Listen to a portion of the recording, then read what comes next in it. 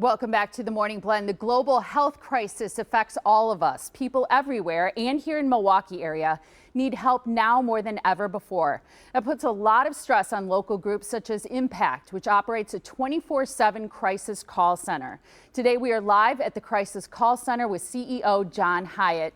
John, what's it like there right now? I'm just wondering how busy your counselors are. Yeah, hi Molly. It's so good to hear your voice.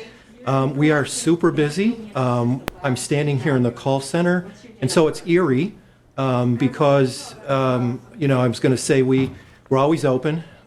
We never go home. We never turn off the lights, and yet we're in the call center. It's low lighting and dim, but we have people working remotely. We have a handful of people working here in the office, and ordinarily we take 500 to 700 calls in a day. And our new normal has been well over 1,000. Yesterday, we took 1,300 calls. That is unbelievable, John. I visited you there before in the crisis call center, and I think people always wonder when you call 211, which is the number for the crisis call center, you wonder who's on the other end. And I know you're a credentialed counselor. Who's taking these calls? So we have other trained professionals, people with degrees and background and experience in human services. And they're just working their tails off right now. Like I said, we're staffed and funded for 500 to 700 calls. We're taking twice that many. And so you can't see her, but over my left shoulder is Yolanda. And she's a woman who took 100 calls yesterday and 100 calls the day before. And I heard you talking earlier about the impact of this work on first responders. And it's starting to take a toll on our staff. You can only imagine the stress and anxiety that we all have. And then on top of that, sitting and listening to people, sometimes 100 calls a day, who are nervous, upset, panicked, and they need basic needs. They need food. They're wondering how to pay their rent, how to pay their utilities. They have an eviction notice. I was walking through, and Anna, one of our community resource specialists, I overheard her say, and who is this person that's hitting you? And are they hitting you now? And so those calls are continuing to come in too. Life hasn't stopped. 20% of our calls are mental health and substance abuse. And so, this is, we become that lifeline for the community. Oftentimes we're quiet in the background, helping 500 people a day.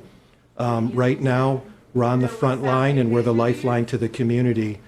And this is a time now where we're reaching out to people. We're throwing a lifeline and saying, are you able to help us support our service and support our workers? We're spending money we don't have right now, and we want to make sure every single person that calls gets the help that they need.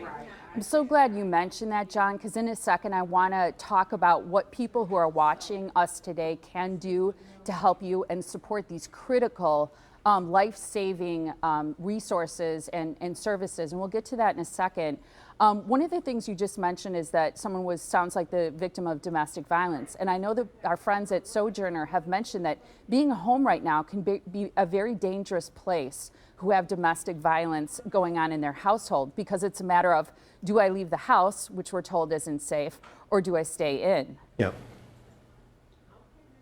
Yeah, absolutely. And we were on a call with the fire department and police captain yesterday, and we were talking about our domestic violence calls going up, and they were saying the same thing. So we know, as you said, people are crowded together in a tight place, and the normal outlet you'd have for creating space isn't available, and so those things are getting worse. What about homelessness right now, John, as well as hunger?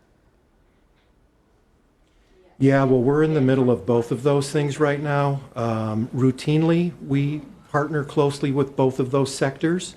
So we're talking with daily with Hunger Task Force, actually hourly, what pantries are open, how are they delivering the food, can people drive up, what services are available for people to get to the pantry, to get to the food. And it's the same thing with homelessness. You can imagine it's even more difficult trying to figure out who has the virus and who doesn't, and where is a safe place to either be in a shelter or be in a motel or be in a home with family members. And so there's a very coordinated effort. We're lucky to have great partners throughout the city of Milwaukee and Milwaukee County, a coordinated entry effort to work with all of the people that are looking for a place to stay. Do you need first responders and counselors?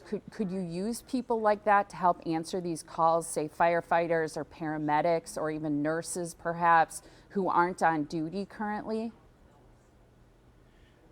Well, I would say it's a little more complicated than that because of the assortment of calls that we get. We don't do things off the cuff here. It's very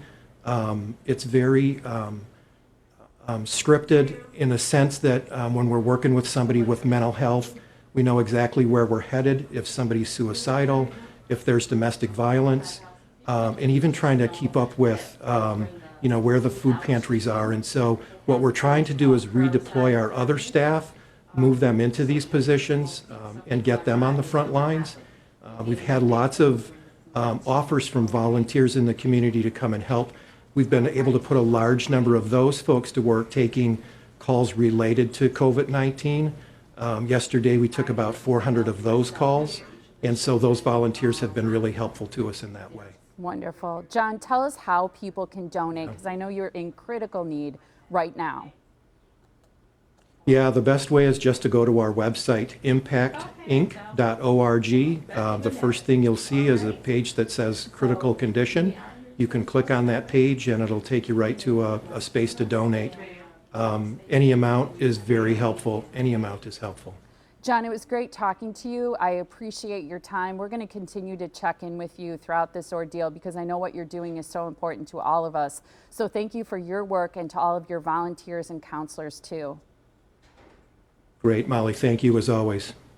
Absolutely. And here again is the information so that you can donate. Donate today. They're in critical need at Impact 211. It's impactinc.org/donate. And you'll see that button that you see there on the right. It's Impact's Critical Condition Fund.